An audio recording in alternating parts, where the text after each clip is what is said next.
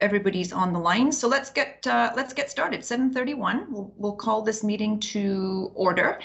So good morning, folks. Thank you for making time to join us this morning in a division meeting that brings together the trade contractors, manufacturers, and suppliers divisions.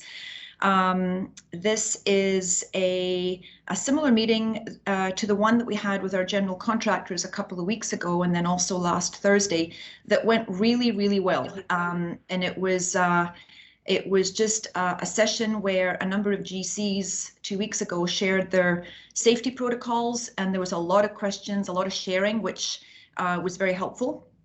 And with the GCs now off and running, it's time to focus on providing the same support to our trade contractors, manufacturers, and suppliers. So that's the reason for this call this morning.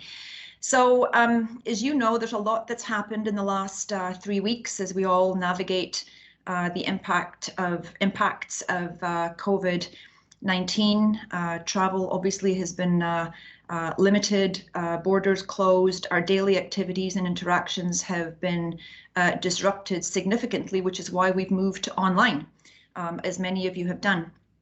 The ramifications for construction are quite significant. And the question that's come up time and time again over the last 2 to 3 weeks is, should we be open or should we be closed? Should we keep our sites open? Should we close our sites?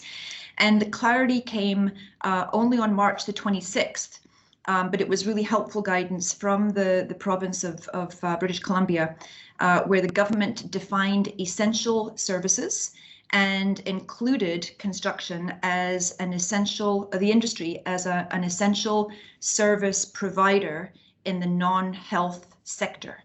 So that was good clarity. And what that means is that we can keep operating, we can keep our sites open, our facilities open, and so on and so forth, if and only if we can comply with the orders issued by the provincial health officer, which call for enhanced safety standards. If we can comply with those standards, then continue to operate. If we are unable to comply with those standards, then, for example, a site must close until the safety issue has been addressed or the public health orders have been lifted. So it's really that black and white. It's really that clear. And in preparation for today, we loaded the guidance also on the website that has been given by the government, both for site. There's a guidance note for construction sites. There's also a guidance note that we've loaded for manufacturers. So if you haven't had an opportunity to take a look at that, please do. And then that is supplemented by a lot more detail from WorkSafe BC, from the BC Construction Safety Alliance, and so on. But there's a lot of detail out there that we hope helps you to comply and therefore to stay in business, because we all want to get it right. Obviously, we all want to get it right. So that's the purpose of today. The purpose of today is to share the best practices that are happening across this division, or these divisions, not just for site, but in manufacturing facilities, warehouses, offices, and so on. So we'll hear from our presenters today what those safety protocols look like. And we'll also hear from you if there are gaps in the market that we need to address. Please let us know what those gaps are, and we will take steps to address them, either with programs and services from VRCA or working in conjunction with other associations. So if you know of gaps that haven't been addressed or concerns that have not been addressed yet, please let us know, and we'll make a note and take action. So with that, David, if you could flip up the brief agenda, please. So this morning, we're going to hear from 6 presenters for about 50 minutes, 7:35 to 8:20, and then we'll open up for Q&A with the presenters and amongst ourselves, and we'll have everything wrapped up by 9 o'clock. So could I have a motion from somebody on the line to approve and second the agenda, please? Approved, Mike Wallace. Thanks, Mike. Seconded by? Second, Will Palmer. Thank you, Will. Perfect. Anybody opposed? Okay, we'll assume that the agenda has been approved. So thank you, everybody. So just so that we're all on the same page before we get started, I just want to do a quick tutorial on how to navigate Microsoft Teams. So if you hover your cursor at the bottom of the page, you'll see a little toolbar that appears.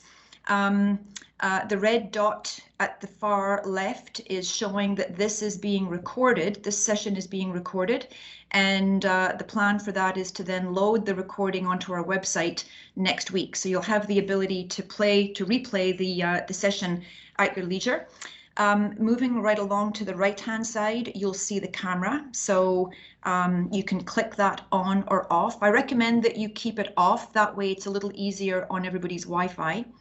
The mic button is mute or unmute.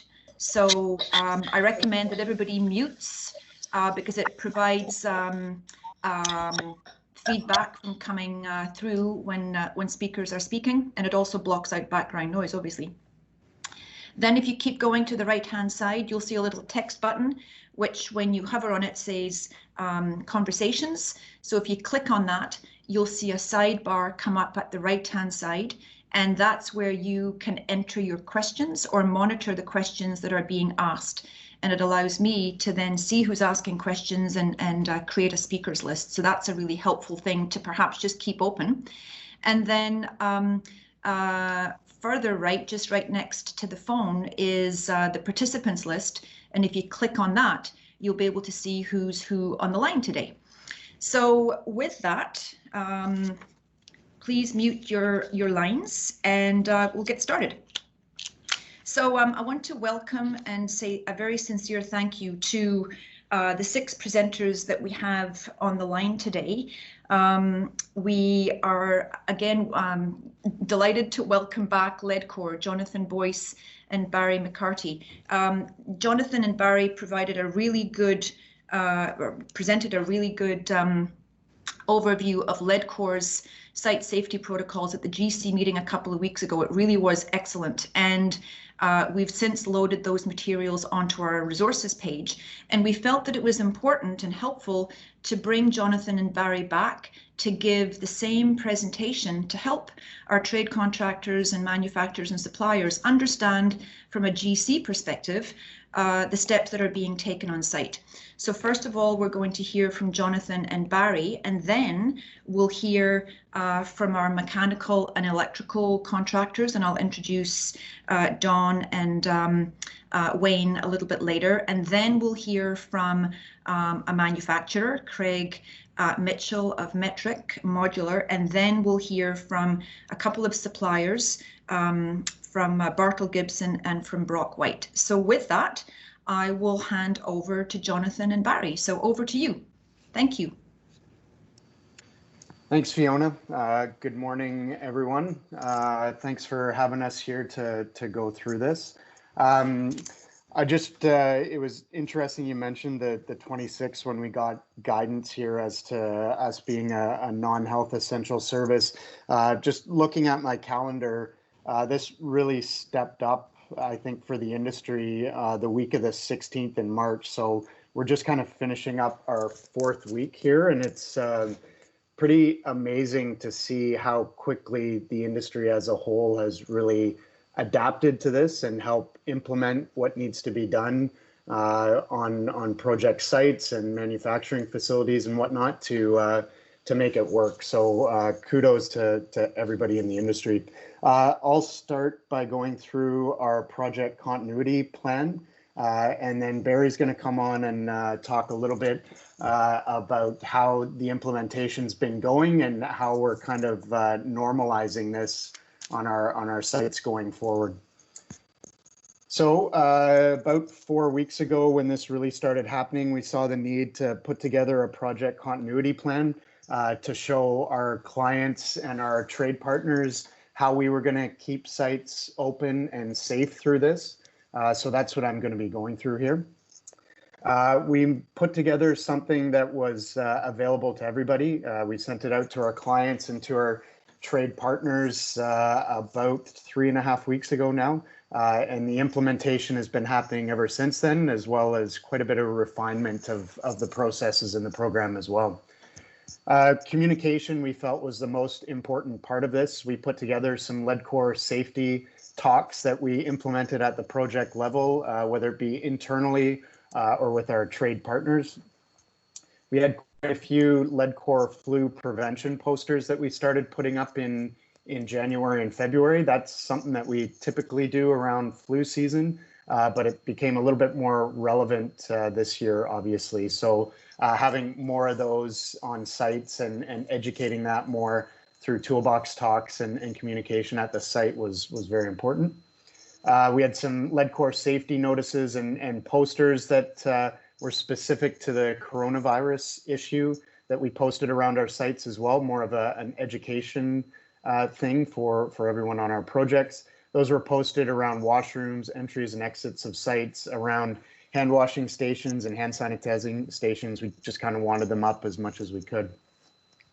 And right the first week that this happened, the week of the 16th, we put together a letter that we sent to our clients, consultants and subcontractors and suppliers and said, we know this is here. We don't necessarily know what it means, but here's what we're doing in the interim to make sure that this is front of mind. And that included getting our project continuity plan out to all our stakeholders. Internal updates, just internally, the way that we were communicating things back and forth. Leadcore is a fairly large company. Construction is one of the divisions. So that started at our corporate level. There was a crisis management team put together fairly early on. That was sort of the hub of decisions that were being made and guidance that was being put out there and communication across our whole company. From that, within our construction division, we would have regular morning updates. They used to be every morning. Now we have them 3 times a week. And then from that, to disseminate down to our branches, we would also have update meetings after those to see how that direction would be implemented at our branch and how we would communicate that out to our project team. So quite a bit of communication. It's been really good to see, and it's been some pretty clear messaging from the top down that we're able to implement to our teams. We had one spot where we're housing all of our documentation and guidance, and that's able to be accessed externally by our clients and our subcontractors as well, which has been nice. We can give them the link and we can update things in the background. As I said, this is being refined fairly often, so being able to update it and have clients and subcontractors and our teams go to one location to get all the information has been good. And then also internally for our employees, our HR department and our corporate safety department has put together some sites that are easily accessible that answer any sort of questions that our salary or hourly employees may have in regards to this. So this would more be questions around potentially going on EI if you're hourly, like what are my options, what are some of the government programs out there, and what is the overall impact of this to me as an employee. We can go to, site protocol. So site protocol, site meetings, as soon as this happened, we limited our site meetings to only if needed. We tried to put everything up virtually we use Skype and we've started using MS Teams now. So any client meetings, any subcontractor meetings, any consultant meetings, we would do all those virtually unless they absolutely had to be done on site. If they were done on site and they were in a meeting room, social distancing is key. We'd only have the number of individuals in the meeting that could fit that room and still maintain proper social distancing. A lot of our subcontractor meetings we've been trying to hold outside and get them out of sort of an enclosed meeting space. We tried to limit non-regular site visits, and this originally came from one of our clients. As soon as this happened, they called us and said, hey, you guys are dealing with a lot. You probably don't want us or the consultants down there all the time poking our noses in. So, it'd be good for their sites that we institute a check-in process and a 24-hour notice. So if they're coming to site, they give our team notice, make sure they're not too busy and can accommodate that. So that worked well, and we've implemented that across all our projects. Hand washing stations and hand sanitizing stations, we've been putting those up throughout our sites, which has been great. Like, our mechanical partners have been great and come up with some really innovative options here to give us something that can be moved around really easily, plug and play. I think both of these are obviously going to be the new norm in the industry, and it's great for workers to be able to wash their hands with warm water and not necessarily have to either have no place to wash up or cold water, no soap. I think this is a great move that's going to stick with sites going forward. Cleaning has been very important. We brought on an industrial hygienist fairly early on to help build a good cleaning protocol for this. And it's kind of two-pronged. If we had a presumptive case on site, we would potentially quarantine the area and clean the area, or we have had some cases where we've shut down sites for 1 to 2 days, brought in some industrial cleaners, really clean the area, and then open the site back up again. So that's if we have a presumptive case, but just generally we're cleaning 3 times a day, offices, lunchrooms, lockups, door handles, up through the site, just anything that people are touching a lot throughout the day. We have some full cleaning crews on sites right now doing that cleaning full time. Social distancing, you could argue this is the key to the whole thing, and probably the reason we're starting to be successful in helping with this in the province of BC. This is so important, and also the one part of this plan that can be the hardest to police. With the number of workers that we have on site and the number of management individuals we have on site, it's tough to get around and really push this on, but we've had some great partners out there that are really enforcing this as well, which helps. It's tough if it's just the general enforcing this, which is not necessarily what we're seeing. We are seeing a lot of subcontractors really step up and help enforce this as well. This isn't, the social distancing part of it is not, Ledcor policing and pushing this down. This is a societal thing. It happens at work, it happens at home. So there's nothing wrong with any of us telling anybody, whether it's at work or at home, to keep your distance. That's the only way we have a great chance at sort of controlling this. So that's the key to this whole thing. One thing that has been refined recently is tasks that require workers to be closer than 2 meters apart. And I'll let Barry talk a little bit more to this when we get to the end of the plan here. But we do have some options that we've been going through. We have seen the social distancing obviously impact production on site, typically on some of our towers where we have small floor plates and we're going through our pours. Those pour dates are starting to be extended a little bit just because you can't necessarily have rebar installers and mechanical electrical subcontractors up there at the same time. There's just not enough room to effectively practice proper social distancing and get the work done. So that's something that we're starting to deal with now. We're seeing the production fall off, and we're trying to figure out solutions as to how we can address that. We do have quite a bit of signage up on our sites as well. One that if you're sick, inform your supervisor, and then maintaining social distancing with some graphics. We have that pasted all over our sites. We do talk regularly with our subcontractor partners to talk through the plans that they have in place, which has been good. Like, it's a learning experience. There could be things in their plans that we haven't necessarily thought about or implemented. So the sharing back and forth at the site level has been pretty invaluable to getting something that really works for the project, not just for Ledcor. Monitoring worker health. When this first started out, BC, the province of BC put out a BC assessment tool online that you could just quickly go and check your symptoms, which we point workers to as well.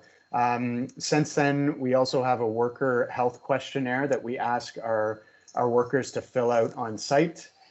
We started this being a paper process, and during our GC, meeting that we had with VRCA, Etro had implemented this as a QR code option, which I think all of us thought was great. It stopped individuals from being in our orientation rooms, touching chairs, tables, pens, all that sort of thing, and allowed them to do it on their mobile device fairly quickly. So we've since implemented that just because we thought it was a great idea, and it's just getting rolled out now. But the testing that we've done, it's pretty straightforward and pretty simple.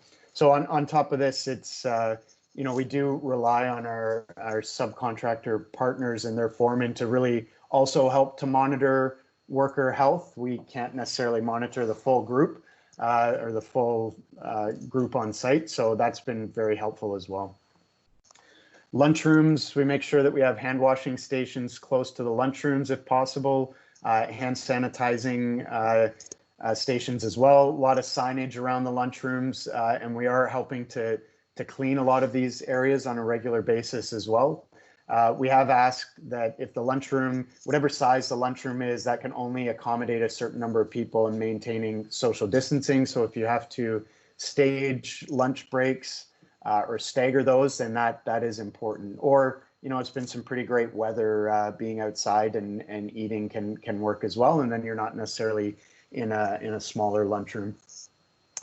Orientation, same thing. We have moved to verbal orientations. We typically do videos, and in some cases we still are doing the videos if we have the space. But if we have a small orientation room, our project safety coordinators can kind of deliver this verbally. They're so used to it, and have everybody outside, maintain a lot of space between everyone. And being outside instead of in a smaller office is better. And after every orientation, we're cleaning the space as well if we're indoors. If we're outdoors, it kind of saves that step, which is good. Wearing gloves, we've asked workers, that's been a policy on our sites, but just asking them to keep their gloves on, don't touch your eyes, face, that sort of thing. If gloves are washable along with sort of daily work clothes, we're encouraging workers to take those home and wash those on a daily basis, so that they are clean and it's, we're not bringing anything back and forth. The virus is able to live on certain materials anywhere from 24 hours to 72 hours, in some cases even more. So washing and cleaning is such an important part of this as well. Garbage bins, just more of a regular clean and emptying of these, not necessarily the big 40-yard bins on site, but more sort of the smaller waste receptacles. We are trying to get to those and empty those on a more regular basis. Next slide. We have put together a rapid demobilization plan. It's a bit of a template, and how we saw that is if we do get to a point where we're asked to shut down, like our partners in Ontario recently have been, you have to very quickly make the site safe. And, whether it's keeping lights on in hoarding or certain areas, or really locking down the site, getting tools out of there, getting valuables out of there, locking down things that could be affected by wind, insurance requirements for the client and for us. And then also reviewing schedule and where we are in the project when we get to the shutdown. So we set this up as a template for our project teams, and we've asked them to take that and make it specific to their project. So in the event that that work does get shut down, I'm knocking on wood right now that it doesn't, then we're able to kind of jump on that right away and implement that plan and be able to remove ourselves from site or make it safe or do whatever we need to do to make that project safe in our client's eyes. So we haven't had to implement that yet, except for a couple of our YVR jobs, which have been a little bit easier to wind down. So yeah, hopefully we don't have to use that, but it's there if we do. Antibacterial soap and disinfecting spray. Our yard in Burnaby is procuring a lot of this for us. So we have some products that are certified to kind of deal with the virus. And we have one procurement source or one individual at the yard that does this, procures the material and gets it out to site as quick as possible. So we were seeing problems getting stuff when this first started, but it seems like supply chains have really stepped up. Like beer and distilleries locally are starting to make hand sanitizer, which is pretty amazing to see. So supply chain has gotten better. N95 masks. Again, I'll let Barry talk a little bit about this. We obviously didn't want to rely on these for every task, just because of the availability of them and saving those for frontline workers. So I'll let Barry talk a little bit about that. We'll get into the N95 masks and the half masks as well. Construction hoists, we're only allowed to have 4 individuals in a hoist at a time to maintain social distancing, so we're doing that. We have given half masks to our operators. We give them cleaning solution and disinfectant sprays so they can constantly be cleaning down the cab.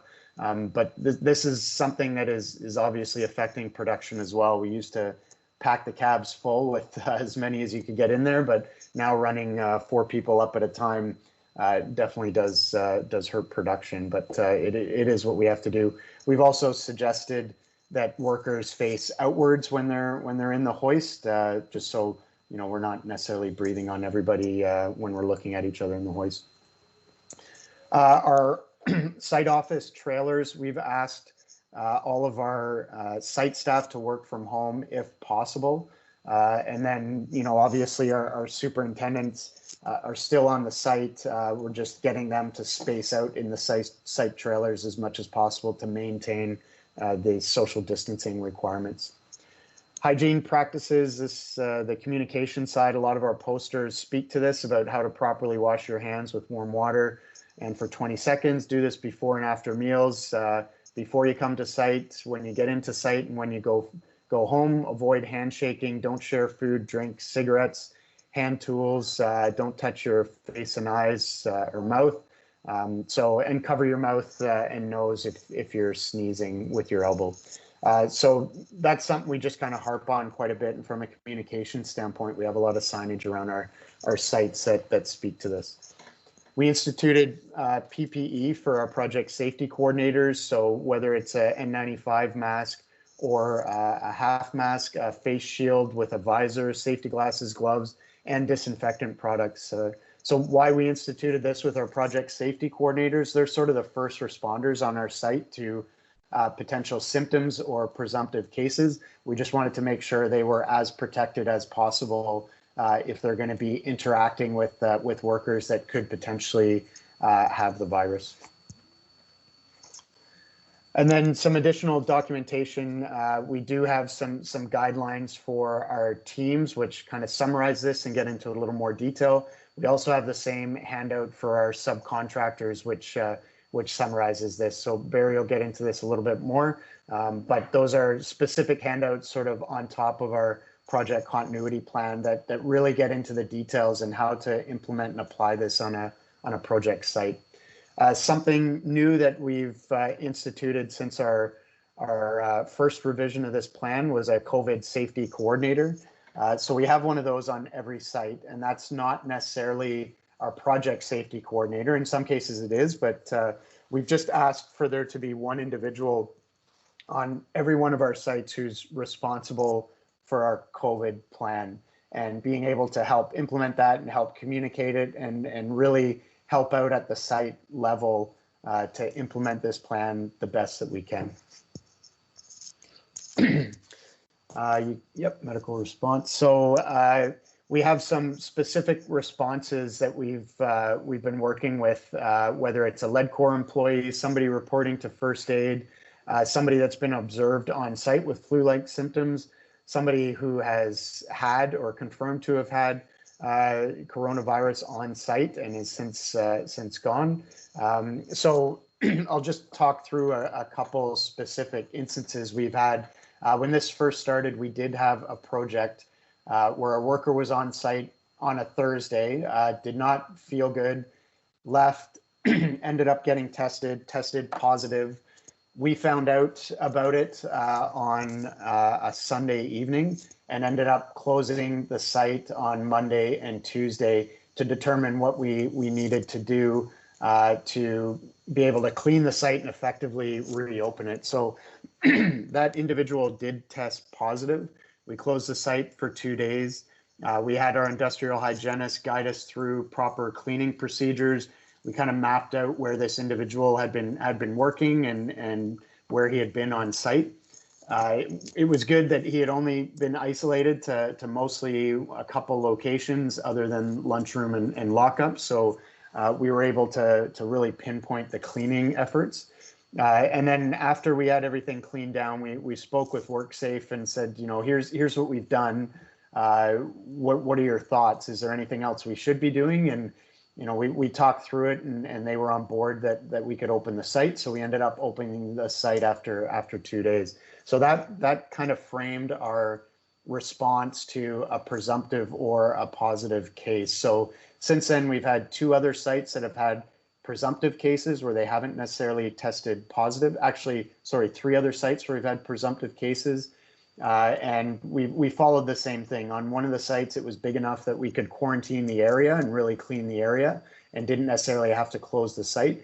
The other one, we did have to close the site for a day and a bit to really do the clean and open it back up again. So Barry can talk a little bit more about our response, but that's how we've been implementing this at a project level for presumptive and positive cases. Jonathan, sorry, it's Fiona. I'm just conscious of time, and we have 5 speakers to follow. Would it be possible for you to race through your remaining, I think it's 2 slides, and then we'll come back to Barry, perhaps in the Q&A? Sure. Yeah, I'm actually pretty much done now. So we can jump on. The rest is really links that we had in the plan to sort of sources that really talk about efforts to control this. So yeah, I'm good. Thank you. Thank you. That's a lot of great information, holy moly. And it's evolved. I can tell that it's evolved in the last 2.5, 3 weeks. So it really is a living process. So thank you, Jonathan. And Barry, we will come back to you in the Q&A because I know that you've got a lot of detail to add to this conversation as well. So that's a good very good overview that we felt it was important for our trades, manufacturers and suppliers to hear. And many of our GCs are taking similar processes on site. So let's hear from our mechanical and our electrical contractors. So next up is Don Whiteman and Mike Taylor of PML Professional Mechanical Limited, obviously large mechanical contractor. After which we'll hear from Western Pacific Enterprises. So mechanical and electrical, as you know, are the 2 largest trades on site. And Don and Mike, over to you. Thank you. Good morning. It's Don Whiteman from Professional Mechanical, and Michael Taylor is our CSO for the entire corporation. So I'll just give a quick rundown on what we experienced and then where we are now. Then Mike is going to go through all of our procedures. So as it broke out 3 weeks ago, there was a little bit of confusion on half the sites on people, trades, either our sheet metal workers, our installations, or our own plumbers, leaving the site, self-isolating, and then not knowing what to do, then coming back. And so we set protocols down now on how they are. If anyone gets sick of any sort of a cold or any sort of sickness, we follow the government guidelines on that of 10 days isolation. But our sites got under control relatively quickly. Within 3 to 4 days, things started to settle down. Our large contractors, our large GCs like Gordon 1133 Melville took immediate action, and the sites were under control and well operated, same as the PCL site, very quickly. Some of the smaller general contractors did the same. We have one on the island that is a residential tower, and they had no hand washing ability anywhere, as typical sites were, just the hand sanitizers by the porta potties. And within 3 days, they had 10 hot water washing sites on the property, 1 on every single floor. So they took, that was Campbell Construction on the island, they took immediate control and did very, very well. So we only had 1 site out of our we've got probably close to 40 sites, and we only had 1 job site that started and stopped in Vancouver, and still today it's still partially shut down. That's a twin tower assembly down on Davie Street. And other than that, the General contractors have been very good. All the workers have been very good between self distancing, demanding things like hand washing stations, and everybody is on the same page. So I'm very grateful to all the people of the industry who's kept us going, because it would be devastating for the province of British Columbia to have the construction industry shut down. So I'll turn it over to Mike for what we've been doing on our protocols on site. So what we started to do right away from the beginning was education pieces for every couple of days. We didn't want to bombard everybody right away with everything. We set out a bunch of posters. We set out like washing hands, mental health symptoms, flu-like symptoms, what flu-like symptoms look like, and that way workers were aware of what they were looking for. When we had issues down at the Twin Towers there, we were getting the workers to go outside for lunches and staggered breaks very early on, and then slowly followed up with all the other sites, all started going to staggering breaks to make sure we were getting social distancing in the lunchrooms as well as on the sites. As you can kind of see in that picture there, it was 2 to a table, and they were distanced apart to make sure that they weren't looking at each other, breathing down each other. You'd usually have 1 to a table then during breaks. We also installed a number of tubs and wash tubs on a lot of the GC sites, like you can see there, and we made sure that they had a lot of distance in between them to ensure that workers weren't washing each other's hands. They were able to wash their own hands at each station. Then the GCs were good about bringing in the disinfectants and the soaps really quickly. We had like I said, we staggered the breaks so that guys weren't in the stairwells all together when we were going up and down, trying to stay away from the elevators, trying to just go up the stairwells and stay apart. One thing on the stairwells, what that did happen really quickly within a couple of days, where they made up stairwells and down stairwells. So people who wouldn't take the lifts would actually walk the flights of stairs. So your social distancing was too close as people passed by. So the general contractors came up with a great plan where they made them the north stairwell for going up and the south stairwell for going down, and then you keep social distancing with the man in front of you by 6 feet, and it's been working very well. Yeah. The other thing too was on floors. We were having issues with too many people on floors. So what we started doing ourselves was making sure we were off those floors and letting GCs know. That way they could stagger the work schedule a little differently. I know we had a couple issues on a couple sites for that, but it was dealt with very quickly. And then we made sure that everybody was apart and there was a lot more distance.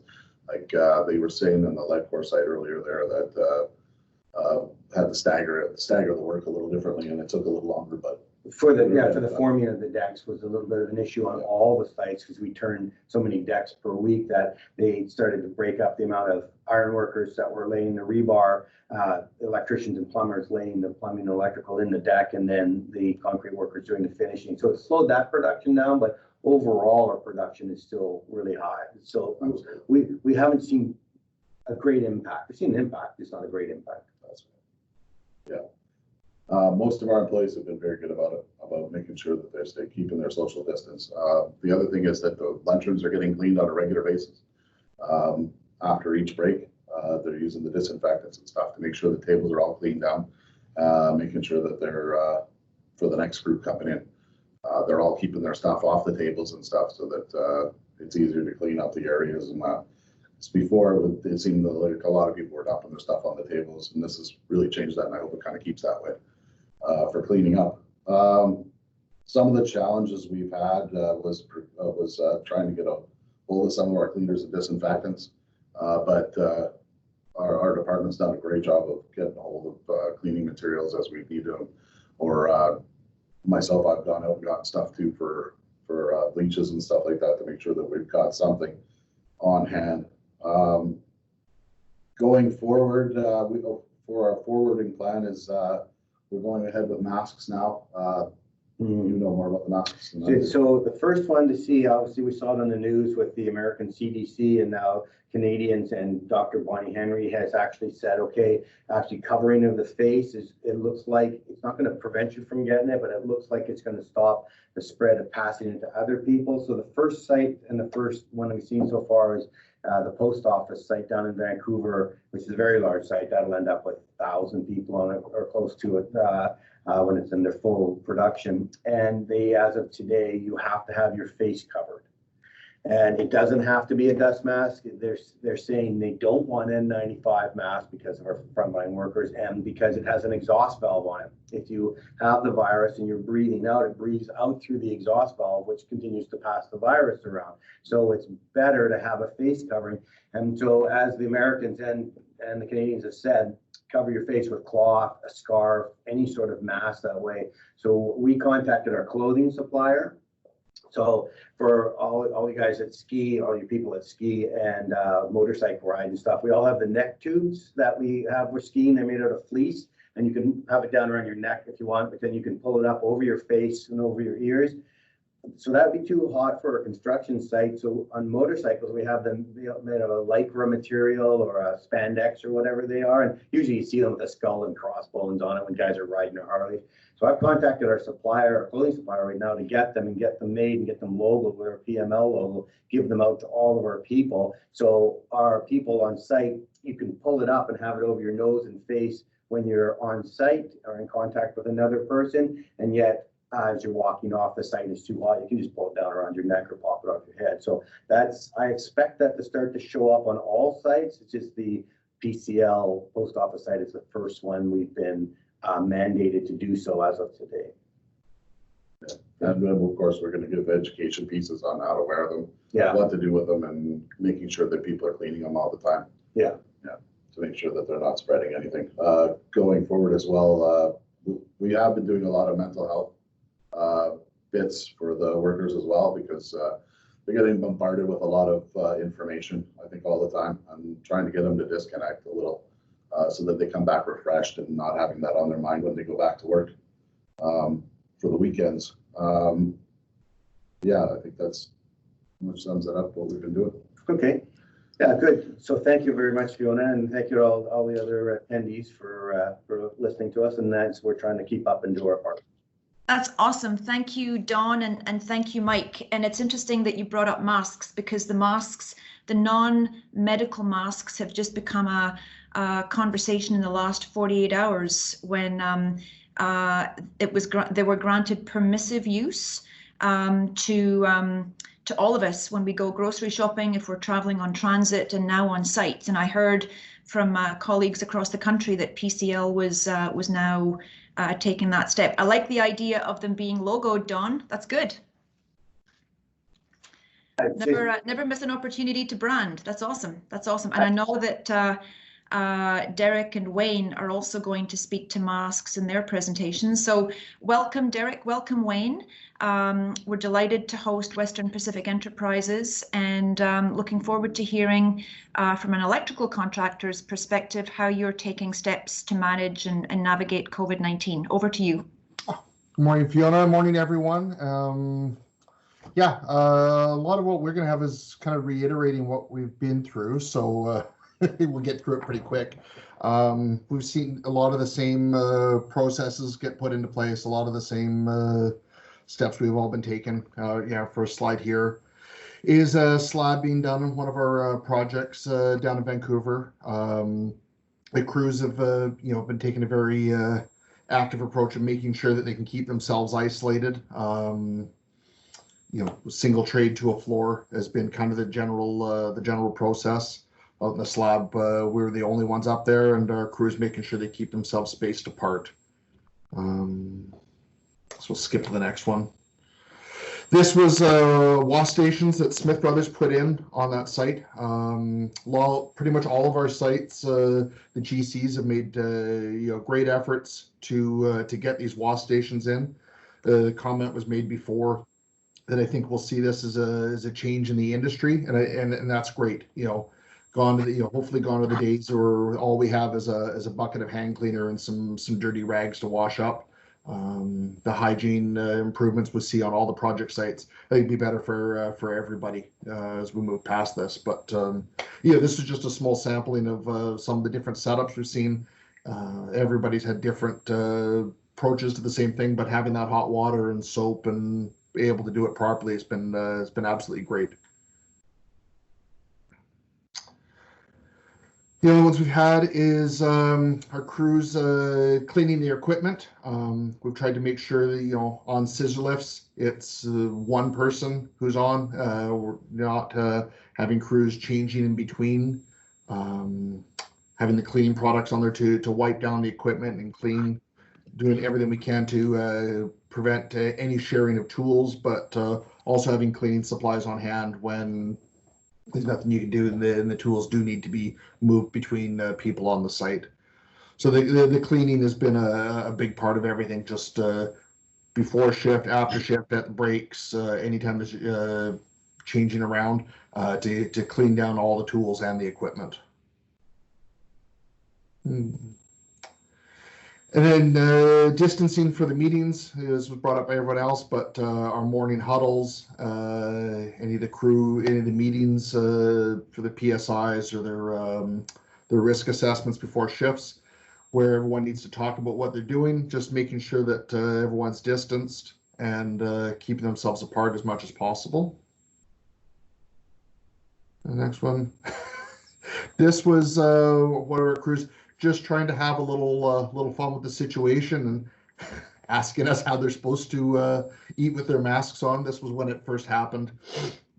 One of the real positive things is how well our crews have been able to cope with it and find a sense of humor in the situation. It's serious and it's scary, and I'm sure, you know, we're not the only ones who have had people very emotional, I guess is the way, and scared. Why am I still at work? But finding those moments of levity, being able to have a sense of humor and cope with it is important as well. And the last one is keeping. So we've got all of our project management staff removed from the office. Our office is skeleton crew only. All of our project management and operations pretty much out of the office and working remotely. We've been using Teams and that works great, but you lose a lot of the personal interactions. It's still great to see and chat about work. So we organized a happy hour on Friday, this last week. Sent out a meeting invite for 4 o'clock. Asked everybody, if you're free, hop on a call with one of your favorite beverages. And not to talk about work, but just to talk about life in general and how things are going. Wives and kids joined in, and we ended up being on the call for over an hour and a half, and it was a really nice event. Just getting together, everyone socially, like we all like to and can't do right now. And this is happening. It was the first time we've done it, and all of our different divisions are jumping on this just for a Friday afternoon. Don't have to worry about drinking and driving. We're all stuck at home anyway. So hop on and just have that personal chat with the people we work with. And then the face coverings. This, I guess, all came up. We had the same thing. It came up on PCL day before the government came out and put it out there. For the masks, obviously there's not a whole ton available. There's ski masks, motorcycling, yes. Wayne was able to reach out to one of our suppliers who does our promotional materials, shirts and whatnot, and they've been fabricating up masks. I'm not sure exactly what the fabric is. They're a competitor to Lululemon, so it's the spandex stretchy material, and it's a double layer mask in the front face, so you could put a paper mask in there if required. Otherwise, workers can wear it as is, and they had a fairly quick turnaround time on the first 100 masks. We had them within 24 hours. So yeah, those we were able to get those out pretty quickly. This was the sheet that we got from PCL. I think it was done by the CDC on how to make them at home. Our crews weren't horribly excited about having to try and make their own masks, obvious reasons. But they said, fortunately, we were able to get 100 masks put together quickly and into the hands of our crews. Okay, and that's kind of high level what we got. They said a lot of the same of what everyone else is doing, and just trying to keep things going and keep everybody connected and working as well as we possibly can right now. That's awesome. Thank you, Derek, and thank you, Wayne. I just see a question on the side there. Can you tell us again the name of the supplier that's the Lululemon competitor that's making your masks? Yeah, it was a market brand. I'll email you the information, Fiona, and Okay, awesome. you can pass it around. Awesome. We'll push that out. I can't imagine why construction isn't making its own masks at home, but never mind. That's another conversation. So we're not trained to use sewing machines, and I didn't want my guys operating equipment that they weren't familiar with. Oh. Oh my goodness. Yeah, safety. Safety is number 1 priority, right? Right. Awesome. Thank you both. That was a great presentation, and thank you for reminding us. Not only is our health and safety on site important, it's also important to take care of our folks who are working remotely. We cannot forget about them. And I can see a lot of good comments on the side there. Happy hour. I think you may have started a movement there. Western Pacific Enterprises, happy hour. Well, if there's one thing we've been known for, it's our ability to socially drink. Absolutely. Absolutely. No question. So thank you for that. Okay, moving on. So it's time to, so thank you, PML, thank you for Western Pacific. Those are perspectives from our mechanical and electrical contractors. Let's move now to our manufacturers. So I'm delighted to welcome Craig Mitchell, Metric Modular, and he's going to give a brief review of what the steps are that they're taking from a manufacturer's perspective, and then also speak a little bit about the supply chain, because we hear that there's supplies right now, maybe it's limited. So Craig is going to share his perspective. So over to you, Craig. Thank you. Great, thanks, Fiona. Yeah, just from our perspective, we have a different sort of business model than a typical construction site. All of our sites are, under an enclosed roof. So it's, we've got 2 sites, one in Lethbridge and another one in Agassiz in the Fraser Valley, and one's around about 100,000 square feet, another one's 240,000 square feet with, well over 100 people at each location. And so, some of the things that occurred right away for us was really getting control of it. David, you want to switch to it?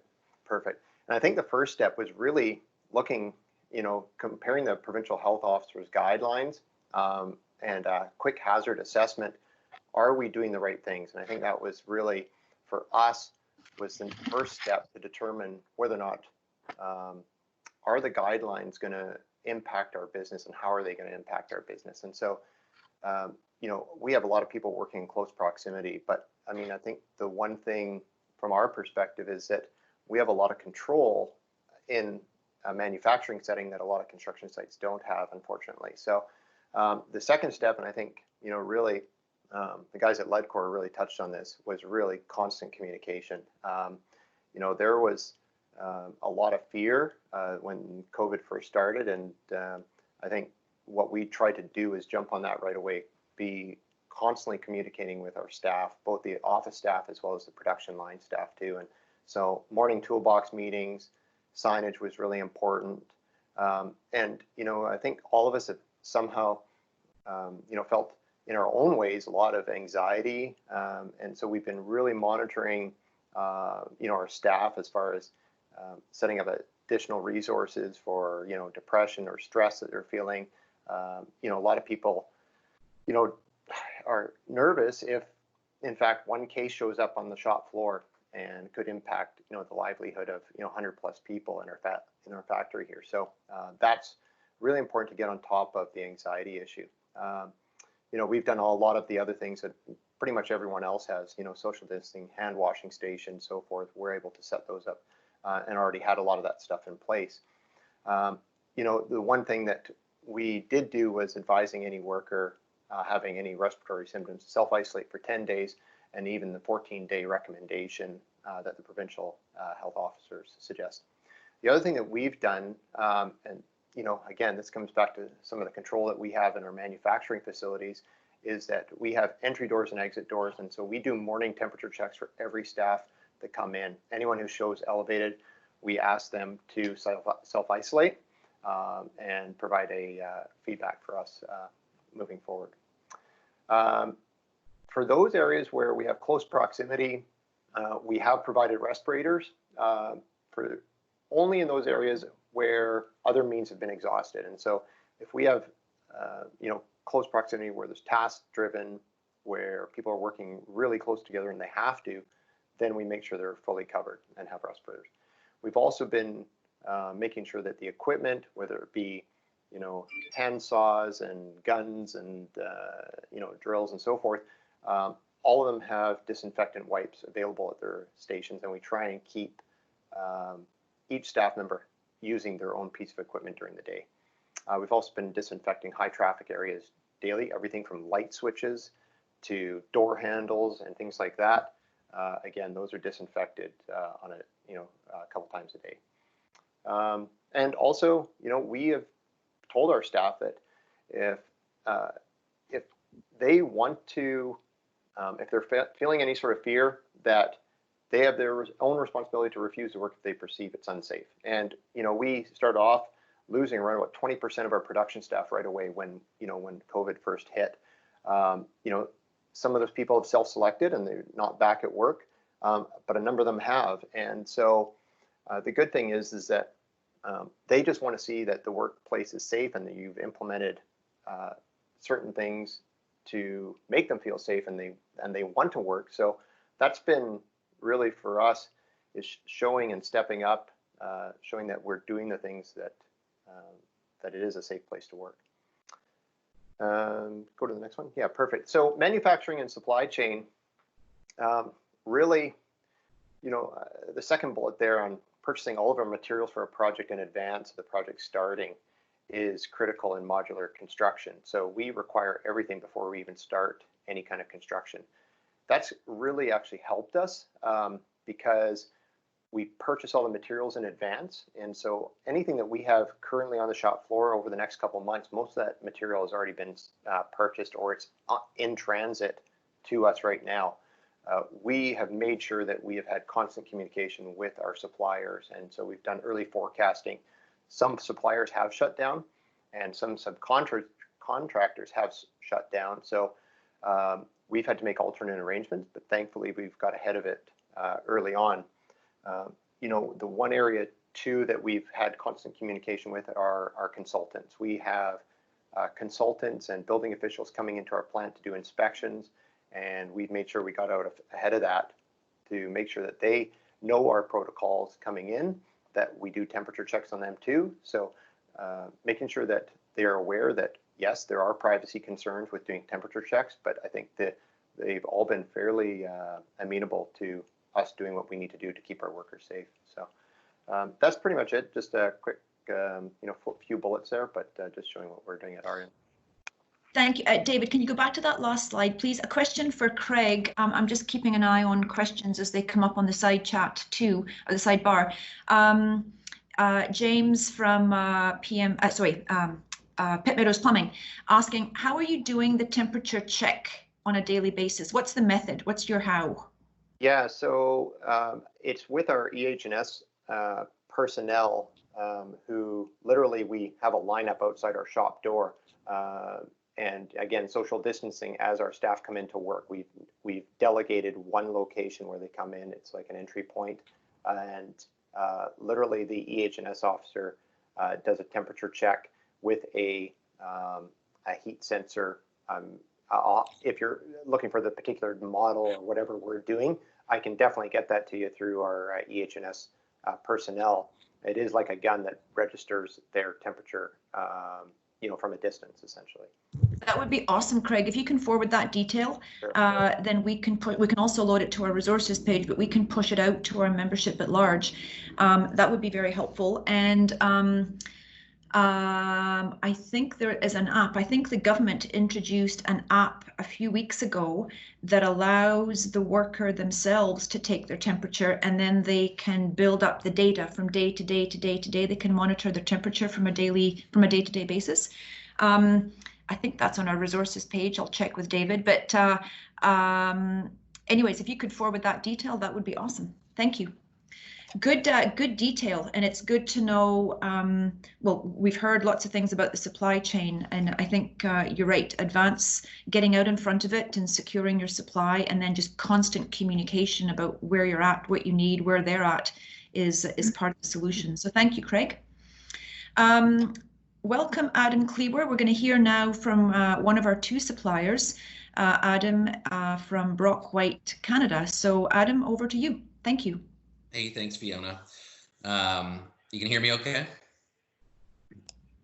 Yep, can hear you perfectly. Thank you. Excellent. So, I'm going to speak about kind of two topics here. Just what we've looked at from a distribution standpoint, as well as some comments around what we're seeing in the supply chain. So for those of you that are not familiar with Brock White, we're a multi-line distributor that focus on specialty construction materials in concrete, chemicals, and accessories, forming and shoring, geotechnical and roadworks, masonry supply, building envelope, insulation, commercial roofing, waterproofing, and then a significant player in tilt construction. So the reason I mention all of that is that we do touch a number of different industries and different construction segments, and we're seeing a lot of similarities from all of the trade contractors. And so that's why I put the point in here is that, none of us are alone. We're all facing this together, big and small.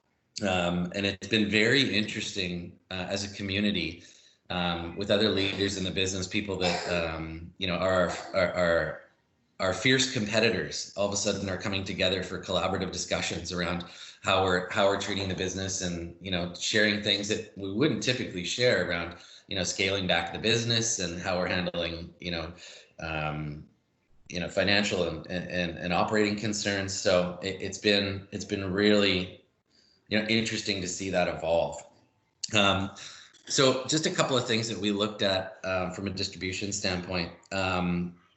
We looked at the business from a couple of different areas, and we got in front of this, kind of right away.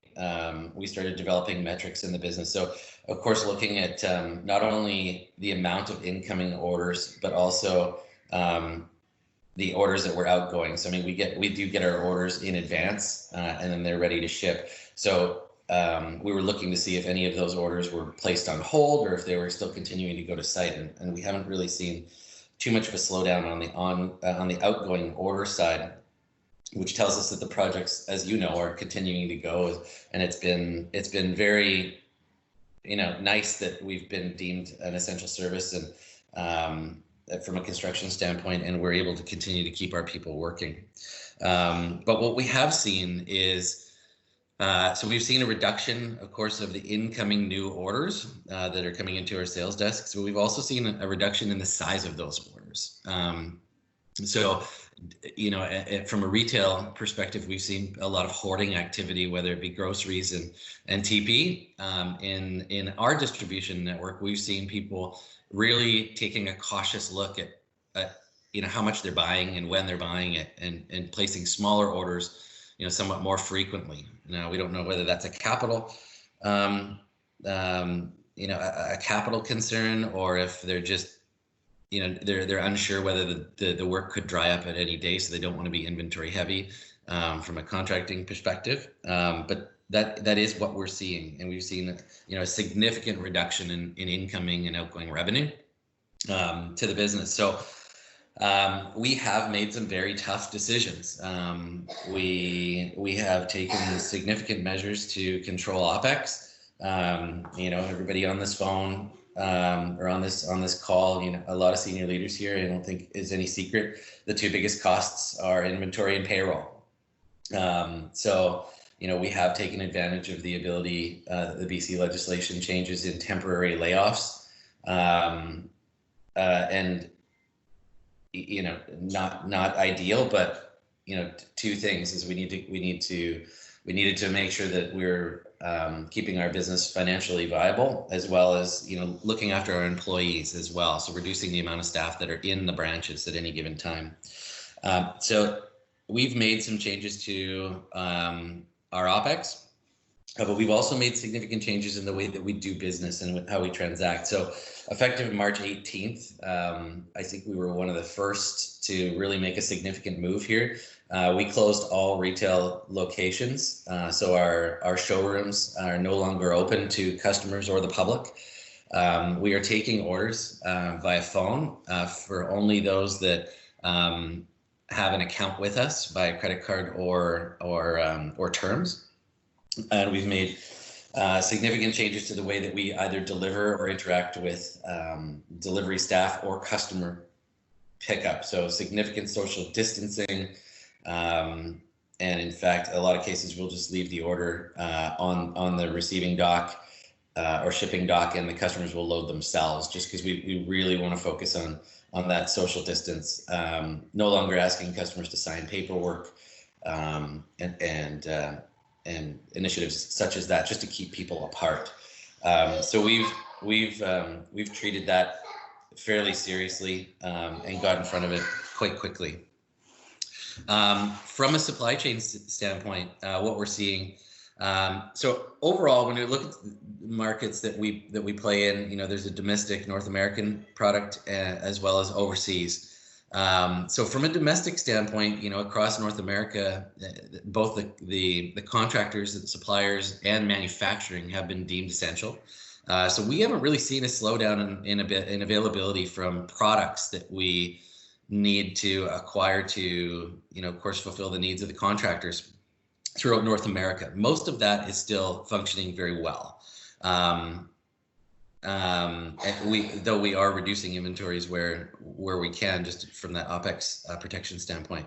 Where we're seeing some challenges, I think most people would know Wuhan is a massive manufacturing area where the epicenter was, and it's significant in commodity products such as steel. So we are absolutely seeing challenges getting commodity-based, specifically in the concrete accessories market, form ties and those types of products. We're seeing significant challenges getting that product into North America, which I think is not surprising to anybody. Other places in Europe, we are starting to see some impacts. When I put the word risks there, is that because Wuhan was such a massive center for manufacturing and shipping, there is what we're hearing reported is there's just an insane amount of empty shipping containers that have been stored up there that haven't been able to go out globally. So other areas in Europe and in India are not having the availability for the containers to move this product across the water. So until Wuhan starts to move some of that, we're seeing that kind of trickle into other areas that we wouldn't expect to see. And then, of course, as COVID is not contained in some markets, the other risks is that we could see major plants get shut down. But at this point, they've managed to stay open for most of the major ones, anyways. So that's kind of what we're seeing, and pleased to share that with you guys. Thank you, Adam. And it's really interesting to hear your perspective on the international supply chain. Didn't even think about the fact that because Wuhan's not filling its containers, those containers aren't moving. So Wuhan is the block right now, I guess, until they're able to export it. Everybody else's needs are stuck. So thank you for that. That's a really interesting perspective, and also thank you for sharing the high level details of what you've done from a staffing perspective. And I would remind everybody that the financial programs that particularly have been issued by the federal government, but also the provincial government, the Canada Emergency Wage Subsidy is designed to help businesses either keep employees on the payroll or to rehire employees that you've let go, and that's where you will receive 75% of the individual salary up to a limit of 58,700. The Canada Emergency Relief Benefit is for the individuals who do not have a job, who are not attached to an employer, and they will receive 2,000 a month from the federal government up to 4 months, at least for now. Those financial details are changing and evolving as we go. So, and then there's the credit program, the Canada Emergency Business Account, which provides the business with an interest-free loan of up to 40,000, interest-free for the first year. And yeah, so the types of programs and the speed at which those programs are coming out really reinforces the fact that the federal government and the provincial government want to keep people supported, and in particular from a construction point of view, the BC government wants to support the construction industry because we are part of their solution to fire up the economy again when the time is right. So we're at the pointy edge, the pointy end, and government is looking to us to continue working, albeit on a slow burn right now, but to continue that slow burn so that when the time is right to ramp up, we can mobilize quite quickly. So it's a privileged position to be in, and I'm very proud of all of you for taking the steps that you are to make sure that that happens. So kudos to all of you. Last but not least, we'll welcome our last speaker today, Norm Bajwa from Bartle & Gibson. Thank you, Norm, for joining us. I know that you had to make this happen because you have a meeting conflict. So we appreciate your time and looking forward to hearing your comments. Thank you. Is it too early for the happy hour? It's 5:01 somewhere in the world. Good morning to all, and thank you for having me on the call. My name is Norm Bajwa, and I'm Senior Vice President, Plumbing Sales at Bartle & Gibson. For those of you who may not know who we are, Bartle & Gibson has been in business since 1944 as an independent Canadian-owned plumbing and heating and electrical wholesaler. We have 31 branches in Alberta, Yellowknife, 9 on the mainland, and 4 on the island in BC. In our new world today, we are operating as normal as possible with safety of our staff and customers being of the utmost importance. We have made some adjustments to how we do business to accommodate this, and this list can change quickly as upper management team is continually communicating. I will list off some of what we've done today. While the majority of our business is done by credit accounts, we no longer handle cash. Payments are all made by debit or credit. Our debit machines, when used, are sanitized after every transaction. We do not accept customer returns until further notification. In some locations, we have reduced hours to limit exposure. We've also closed on Saturdays. Our showrooms are all closed, but are available by appointment only. Our sales counters are open for business with appropriate social distancing. All locations, we have made some sort of social distancing tool, whether it's tables, rope, ribbon, etc., to keep proper distance. Customers are also only allowed in the designated customer areas and not behind counters or in the warehouse. A very limited number of customers are allowed in the customer area at one time. Customers who may feel uncomfortable coming into the building also have the option of emailing, texting, faxing, or phoning in orders and having their orders brought out to their vehicles. We have discontinued our coffee service at our counters. Job site deliveries have not been affected whatsoever. Delivery drivers are also not allowed in the warehouses when picking up or dropping off material. We at the beginning were continually reminding staff about social distancing about 3 weeks ago, but today is very well accepted. Notices of all sorts are posted at doors and all throughout the buildings. Public washrooms are no longer available. All areas of the building are being sanitized all day long by a team of people. No one meets in any office. If a meeting is required of 2 or 3 people, it can be held in our large boardroom. Operations personnel are working from home to limit the amount of people in the branch locations. Our HR department has also set up a special website on our staff page to answer any staff concerns A very limited number of staff are permitted in the lunchroom at one time. Distribution branches also have a key personnel team working from home should backup be required in case of a quarantine or self-isolation. We have limited branch visits from salespeople, management, or staff. The mask issue that has just come up recently, we are supplying masks to staff or customers if they so choose to use them at locations at this point. Account managers are keeping in touch with customers by phone or email, and customers should not really experience any change in service levels. Overall, our staff and customers seem very comfortable. Somebody brought up earlier, are we doing the right thing?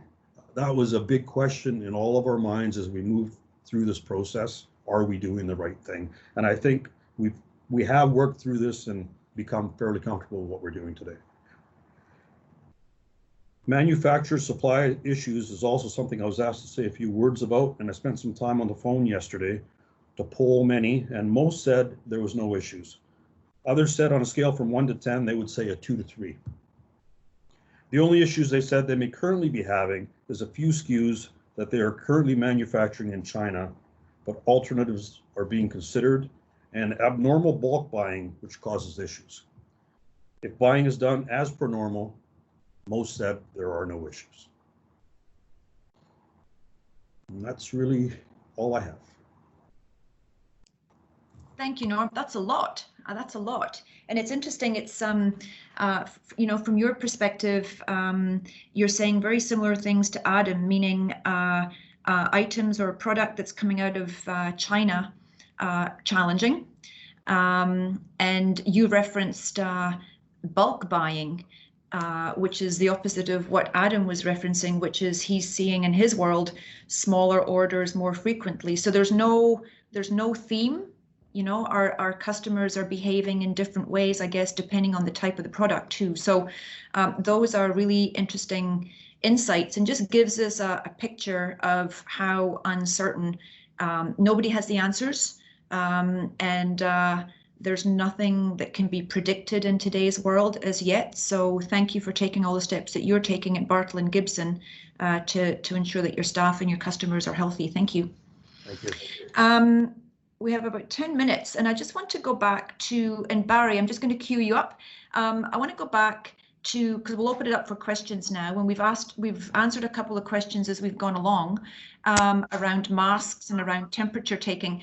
I'm going back to a question at 7:47, which is when Jonathan was presenting from Javan. What type of innovative ways did the contractors, what type of innovative ways did the contractors come up with? Barry, we haven't heard from you, and I said we would come back to you. Would you like to field that question in terms of the steps that Ledcor has taken, innovative steps to protect health and safety of workers? Well, I don't know as we've necessarily done anything innovative. We were probably among the first of the people to find a way of translating the recommendations for social distancing and hand hygiene and cleaning and disinfecting and health monitoring. But I think we're all there now, frankly. Mm-hmm. You know, we did hear, or Jonathan did mention, you know, the COVID safety coordinator. That role came out of a meeting of general contractors 3 or 3.5 weeks ago, and it was a great idea. So, you know, there are lots of great ideas. It's a question of finding ones that work within your organization, and, you know, having somebody designated to really ride shotgun, so to speak, on the COVID prevention procedures, we thought made a lot of sense to us. So we have that on our sites, and we've encouraged our trades on our sites to do that as well. I did want to speak to this discussion about the use of masks. Please do. Yeah, you know, at this point in time, it's not Ledcor. Ledcor isn't making it mandatory to wear masks on our projects. Okay, we from the very beginning have relied on the expert advice of our industrial hygienists and others to sort of look at the efficacy of, you know, some of the procedures that we thought of implementing and others are implementing. Mm-hmm. Right now, our experts aren't telling us that there is a lot of benefit to wearing those masks necessarily. And if you read the transcripts from Dr. Tam and Bonnie Henry, they are very clear to say that these aren't recommendations for workers in workplaces. These are recommendations for people going grocery shopping or people riding the bus. Mm-hmm. And Mm-hmm. having said that, you know, we absolutely respect the fact that some workers and some contractors feel safer doing that, and we support that. And, you know, in all honesty, some workers since day one have felt comfortable for their own personal reasons of wearing a mask. So that's always been happening on some of our sites. Yeah. So Yeah. I just wanted to share that. And also our own experience so far with COVID has shown on our sites, at least anyways, that we haven't seen any worker-to-worker transmission, right? And on our sites, in the last 3 weeks or so, we've done 900 inspections that focus only on the COVID prevention procedures, ours and contractors. And we've seen in the last 3 weeks, like a considerable improvement of ourselves and our trades in applying social distancing and hand washing and cleaning and disinfecting and health monitoring and stuff like that. And I'll tell you, we are very optimistic that, you know, when you consider our results today are sort of based on the effort we put in 2 weeks ago, Mm-hmm. we're really positive that all of our results that we're going to see on our projects for worker health are going to be better than they are today, and that's going to improve each day. Because I can tell you, and the guys on this call know this already, the trades are really doing a fabulous job. And when it comes to innovation, frankly, I've seen more innovation from trade contractors taking sort of, you know, that general rule about maintaining social distancing and finding a way to apply that in their lunchroom, or finding a way to do that when they're hanging glazing, or finding a way to do that when they're putting in drywall. So the real innovation that I've seen has come from the trades and from the workers. Mm-hmm. Mm-hmm. Well said. And if we think about it, the trade contractors are the largest group on site any day of the week. And kudos to all of the contractors for taking the various steps that you need to take to be compliant. Well said, Barry. And I just want to build on your comments around the masks. And a couple of days ago, when the topic came up, Dr. Bonnie Henry was asked by one of a pool of reporters about the recommendation, and she was very clear to point out it's not even a recommendation either by Dr. Tam or by herself. She called it a permissive use. But she was very clear to point out that all you're doing by wearing a mask, whether it's to go grocery shopping or being in transit, is you're preventing your droplets from getting out. You're not protecting yourself from being infected, and therefore the various protocols around washing hands, being socially distant or physically distant, and staying home when sick cannot be compromised. Don't feel that you're invincible because you've got a non-surgical mask on your face. It's just not going to. It just doesn't work that way. So thank you for building on that. I'm just looking at the two questions that have come up at the side. So just let's stick with the health and safety piece. And Barry, maybe this is a question for you from Peter Stunenberg. How do you deal with seasonal allergies or smoker's cough when the BC assessment questionnaire clearly says if you have a cough or sneeze, stay home? Barry?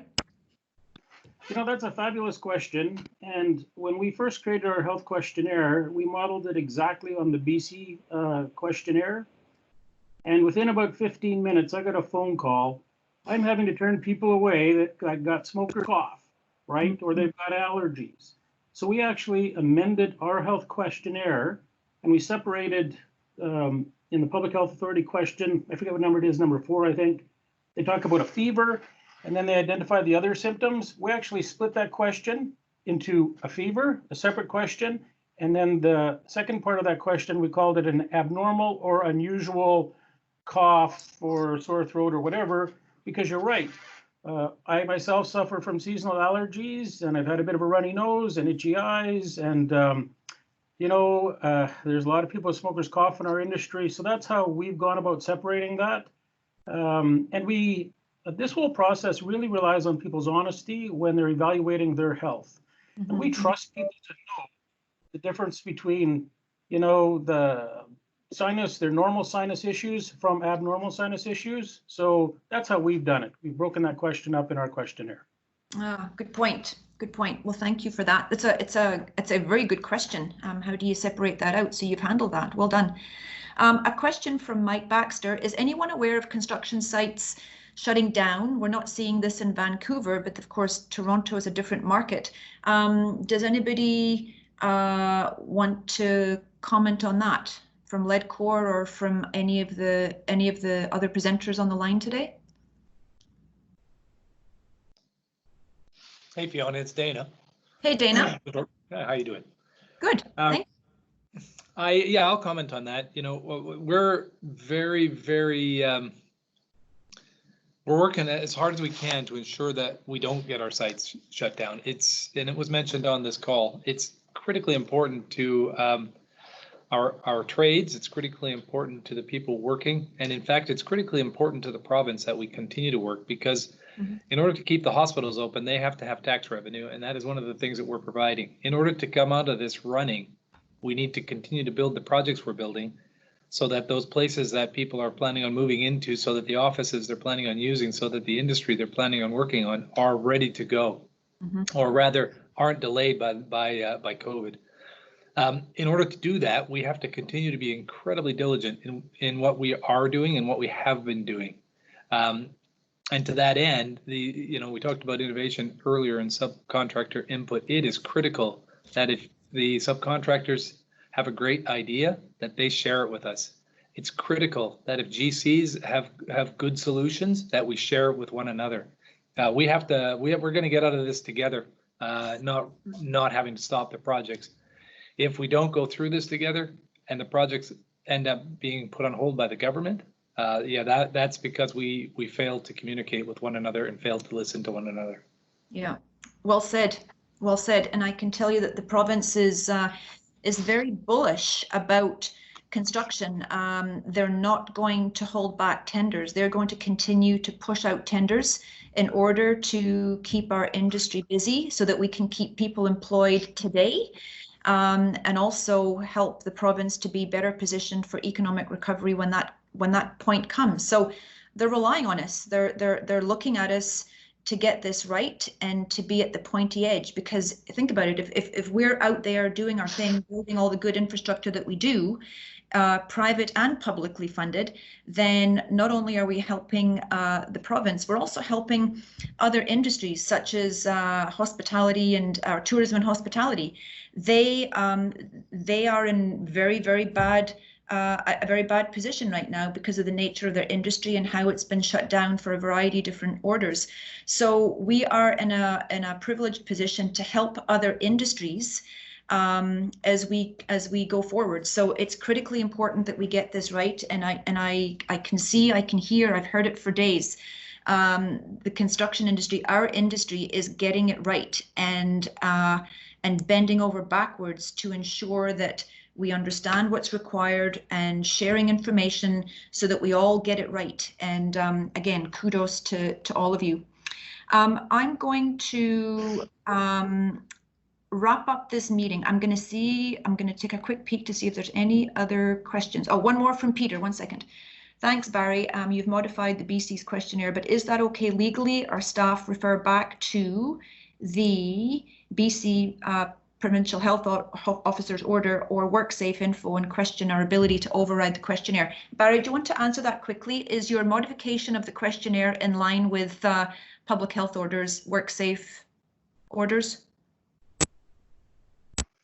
Well, to be honest, I can't say if it's, well, obviously it's not, because it's written differently than theirs, but the fact of the matter is at this point in time, you could ask anybody anything you wanted to about their health. Everybody has the right to refuse completing a health questionnaire, right? I think right now, it's about understanding people's conditions and not excluding people that are healthy, that have known health issues from working. I mean, that's the part that, we don't want to keep people off our sites that don't have COVID or don't have the flu.